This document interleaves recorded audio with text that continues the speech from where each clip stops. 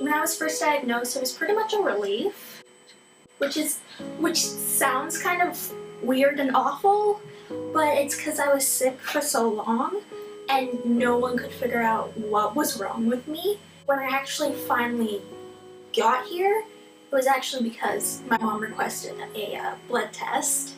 That was August of 2015. I actually kind of feel pretty bad about it because it was like right before my brother's birthday. So I'm just like, oh, I am stealing your thunder. My dad basically had to like carry me inside. Like I said, it was a relief because I finally knew, hey, there's actually something wrong with you. It's not all in your head like they're saying. I remember getting my port placed. It's a funny story because I was really out of it on pain meds and stuff when the doctors came to talk to me about my port. So they were like, do you want it on your upper chest or on your side? And I'm just like, what? So basically the first thing I remember is waking up like after the surgery and being like, why am I in a hospital gown? What's happening? Where are my pants? The vast majority of my treatments were outpatient. It really sucked. So I'd like come into the clinic here. I'd get my blood transfusion and my platelets and my chemo, usually fluids too. And then I would spend basically the whole time sleeping or throwing up or both. When I was first diagnosed, the whole thing was, it was painful. And I didn't have a lot of hope because at that point, I had gone through so many doctors that I kind of expected it to be like that for, the rest of my life. And then, so now I know that, things are getting better. It's helped me, figure out a lot about myself too. My school was so supportive of me when I dropped out. I was really surprised because, I dropped out as a freshman. I didn't expect many people to know me. So I came back to speak at Wish Week. Every year my school raises money for Make-A-Wish.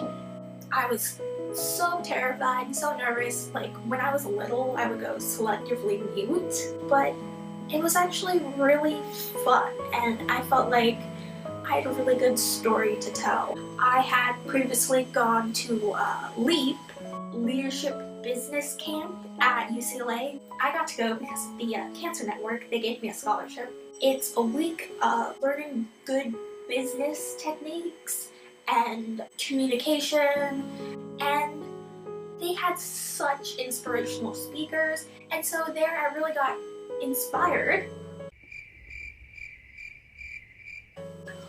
to do some public speaking. And I was really surprised because I've pretty much gotten over my fear. So since I'm into public speaking now, I was talking to the people at the Children's Cancer Network and they offered to let me speak at the run that they're doing early next year. So it started with the initial Wish Week. I was still really nervous after doing it the first time, but I thought it was, it was a good way to give back. It was at my school. They were people I was comfortable with for the most part. And then after LEAP, I was like, you know what? This is such a good way to give back. I can do this. And so after that, it kind of just built up my confidence a lot. Every year I do a toy drive. It started off just as a way to give back to the hospital. That was the first year. The second year, which was this year, one of my friends passed away, and so I have done the toy drive in his honor. I got my GED, and so I registered at Basic Community College. I am starting off with a couple fun classes, life drawing, and a communications class. Moving forward, rather than doing a bucket list, which kind of focuses on doing things before you die, you do a 100 list, which is 100 things you want to do in your life that challenge you.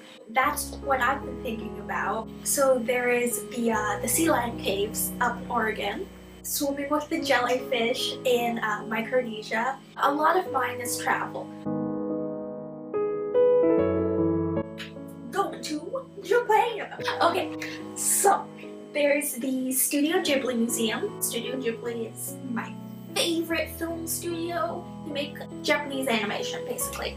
And all of their movies have these wonderful animation, wonderful themes. They're so cute. I love them. I'm gonna go to the museum. I actually get to spend basically like a whole week in Tokyo, Japan. PCH is just such an amazing hospital. The people here are the best. They're so kind and understanding. It's so important to have people like that when you're not feeling well, when you're dealing with all of this. And the programs at the hospital are amazing too.